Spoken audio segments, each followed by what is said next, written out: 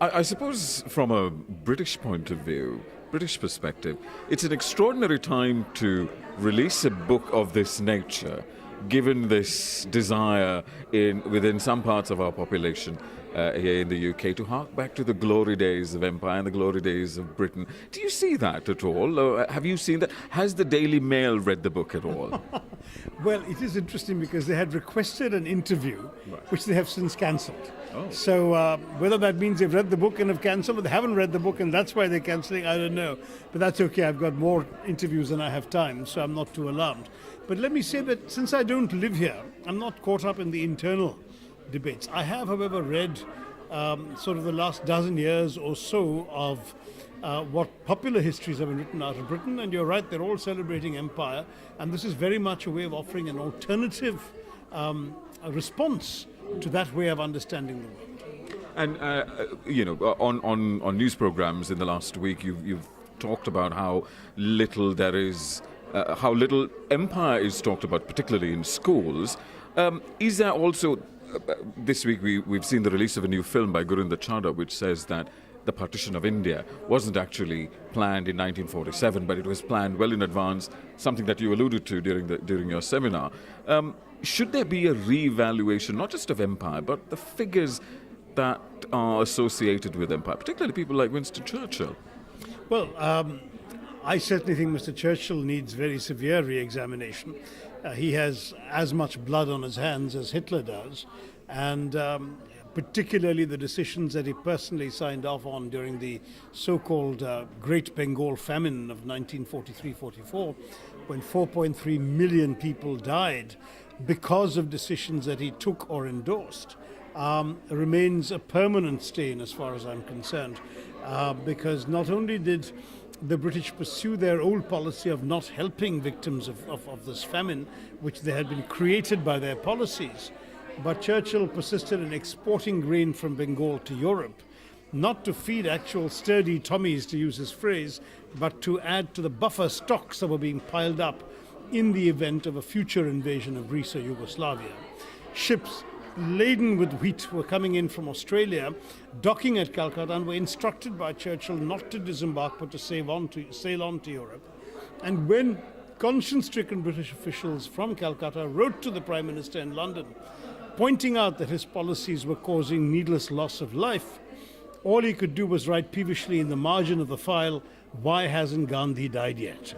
And this is the man whom the British persist in hailing as some sort of apostle of freedom and democracy, when to my mind he is really one of the more evil rulers of the 20th century, only fit to stand in the company of the likes of Hitler, Mao and Stalin.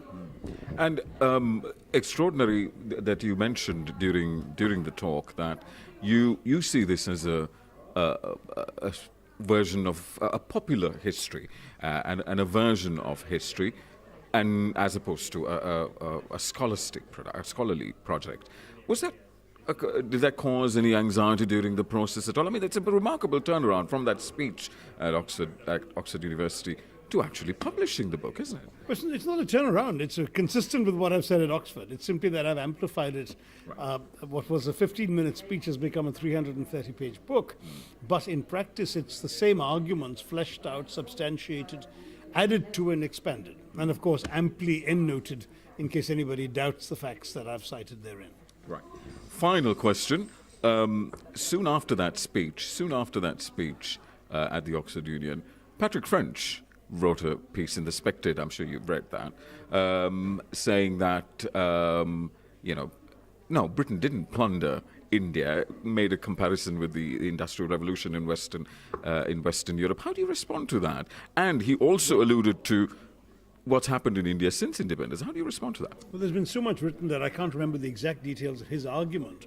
If it is the argument that we missed the Industrial Revolution, so the British can't be blamed for us missing the Industrial Revolution, yes, they can be.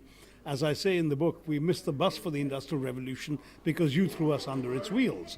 There was systematic destruction of existing industry, thwarting of any prospect of growth of that industry, imposition of duties and tariffs on the export of Indian textiles and other goods, and the lifting of tariffs and duties on the import of British goods, so the British were able to acquire a market in India.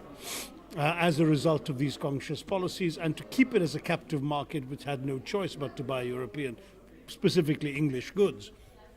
So as far as I'm concerned, that argument doesn't stand up. But in all fairness to Mr. French, who's a friend, I haven't recently reread his piece. That was 2 years ago almost.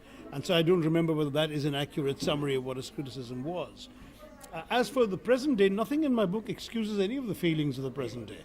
As far as I'm concerned, we are now masters of our own ship, and we should be responsible for how well it sails, in which direction it sails, whether it's leaking water. I mean, it's now up to us to get our own act together. And I certainly am not writing this book in order to provide excuses for any failures of the present. It is merely a way of giving you context and background, rather as any individual would like to know who their parents were, who their grandparents were. We as a collective civilization should know what our recent past was. Indians are all too quick to forgive and forget. I have no problem with forgiving. We should forgive, but I think it's important that we not forget.